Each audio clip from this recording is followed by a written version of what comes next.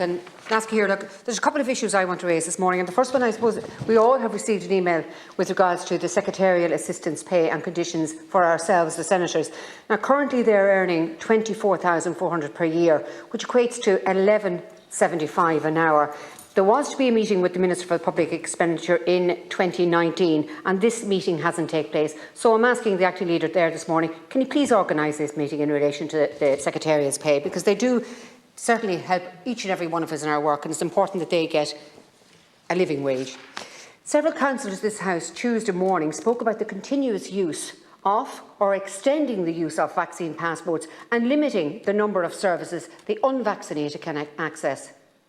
If we follow the science on this, it is very clear that having a COVID cert does not stop you carrying the virus, passing on the virus or getting the virus. New evidence this morning says that the efficacy of the second vaccine of Pfizer only lasts 90 days. We can see what's happening throughout the world, where millions of people are out protesting on this very issue, where people are being forced to take vaccinations against their will, where those that refuse are locked out of society. We really need to wake up here. If people must show papers to move around to access food, services or travel, that is not freedom. That is not democracy.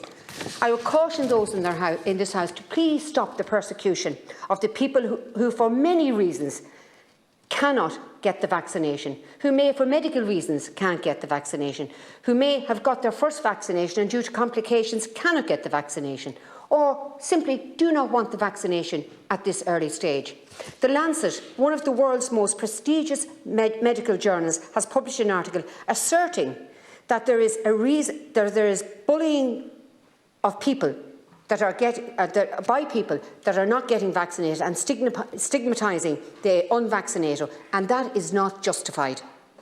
Our nation and our people are suffering. Our businesses are suffering at the hands of a mismanaged health service. And now, once again, we must shoulder the cost, the people of this nation. We certainly don't want to see senators in this House adding to that fear that drives division in our society.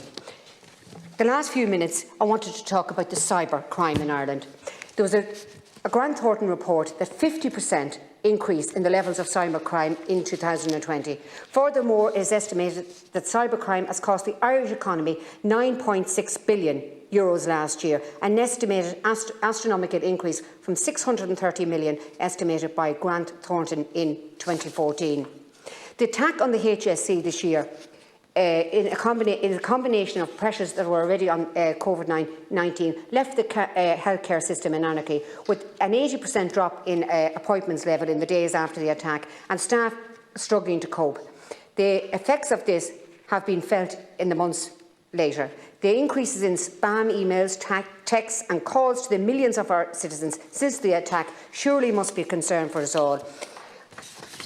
So, with regard to the HSE, I ask questions. Has there been any assessment carried out on the damage this has caused? Has there been any analysis on what types and to what level of data has been leaked? And will these findings be made public? So maybe we could get the Minister for Justice to come into this House to discuss this very issue and how it's going to be dealt with. Thank you. Senator. Thank you.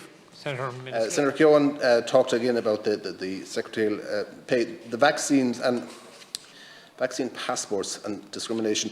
I mean, this comes back to Senator Ahern's point. There are so many people who have not got vaccinated who are in our emergency departments, who are taking up beds, and we're putting pressure on the system. And we need to do everything we can to encourage people who haven't got the vaccine to get vaccinated. Now, I appreciate there are people who have perhaps medical conditions that cannot be, I accept that. But there are also people who won't, who are listening to scaremongering that's going on social media, who well, I wouldn't say that they aren't aware, but perhaps some individuals, there are language issues or whatever, and I know from Paul Reid yesterday at the Health Committee that they are doing a amount of work, for example, in providing information in a range of languages, in visiting certain hotspots, such as our meat plants where there's a large foreign national population, to ensure that they know the services and get a jab and of course get the booster as well when it is available and when you are asked. And there's a lot of no-shows as well within the booster clinics, and that's regrettable. Cybercrime, again, it's something that when it happens, it's very serious, and then when that's solved, it sort of goes into the background again till the next time it crops up. Maybe we could ask a Senator or a Minister Smith to come in and give an update in relation to cyber policy of the state and that.